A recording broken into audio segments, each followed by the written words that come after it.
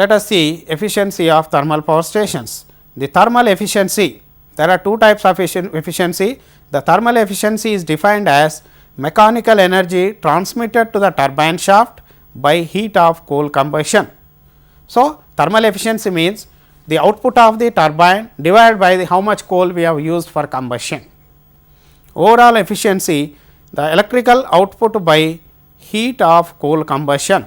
So, that means there are two types of efficiency. Up to the turbine, it is the thermal efficiency, that is turbine output divided by coal of combustion. Overall efficiency means the output is electrical energy, input is coal.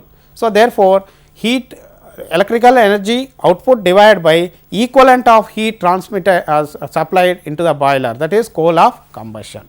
So, this is the formulas for to calculate the thermal efficiency and overall efficiency of a thermal power stations.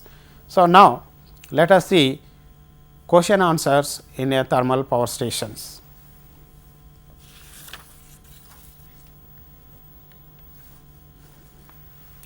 The first question is, the steam is generated in A, is it in superheater, B, is it in condenser, C, is it in boiler, D, is it in turbine. The steam is generated, it cannot be generated in superheater, cannot be generated in condenser, but it is generated in boiler. So, the correct answer is C, boiler. The second question,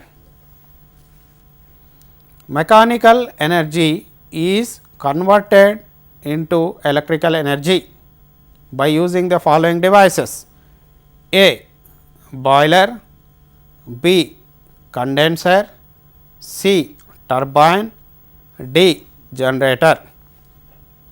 Mechanical energy is converted into electrical energy. Mechanical energy is converted into electrical energy. Is it in boiler, is it in turbine, is it in generator, or is it in condenser? It is a generator. Question number 3, overall efficiency of the thermal power station is, overall efficiency of the thermal power station is above 80%, B less than 30%, C about 50%, D 100%. I told you the overall efficiency of the thermal power station is very less in thermal power stations compared to other power stations, because the lot of wastages will be there. The main wastage is steam in the condenser, 50% of wastages count for only in condenser.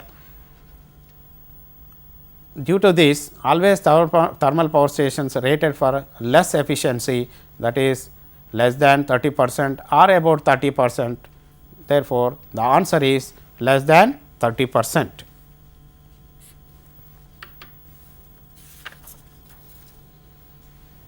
The question 4 is, superheater tubes are made of copper, aluminum, iron, chromium and molybdenum. The superheater tubes, I told you always it is made of chromium and molybdenum to withstand the temperature of the flue gases and to avoid the rust, because the inlet of the superheater is wet steam, the outlet is hot steam. So, if you are using any other material, it will be get rusted up. Therefore, mostly molybdenum and chromium type of material is used for construction of tubes in a superheater. The answer is chromium and molybdenum. The last question is, in thermal plants combustion takes place. In thermal plants combustion takes place: A, boiler, B, condenser, C, economizer, D, chimney. In thermal plants the combustion takes place. What is meant by combustion? Burning the coal. We cannot burn the coal either in superheater or condenser or turbine generator. The combustion always takes place in the boiler, that means in the furnace. So, these are the questions. So, let us see briefly about how the thermal power stations works. What is the raw material of thermal power stations? The raw material of thermal power station is coal. Which type of coal will be used? Always bituminous coal. Why only bituminous coal? Because it has got less moisture content, high carbon content, good calorific value. What is the calorific value? The calorific value of the bituminous coal is about 30,000 kilocalories per kg. What is meant by calorific value? That means, if you are using 1 kg of coal, it will give nearly 30,000 kilocalories of heat energy. So, this coal is burned in the furnace. By burning, lot of heat gases will be coming out.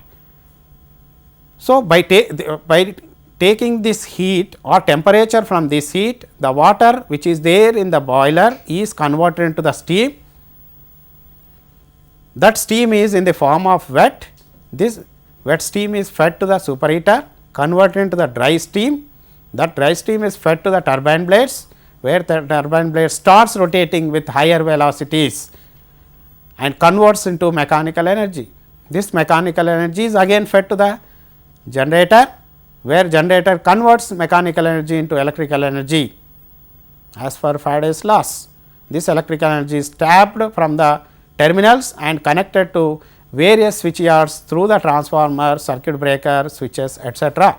This is the one part of power flow. Then after importing energy in the turbine, the steam is again fed back to the condenser. From the condenser, it is again fed to the boiler in the form of condensated steam, and this steam again further heated in a economizer and fed to the boiler. This is the one part of circulation of steam, and the other part is, after completing the energy, the lot of flue gases will be coming out in the boiler. The flue gases will be escaped into the atmosphere through the air preheater. So, we will see in the next class how the coal will be made into small pieces by using the pulverization, and how the various equipments works in thermal power stations. Thank you.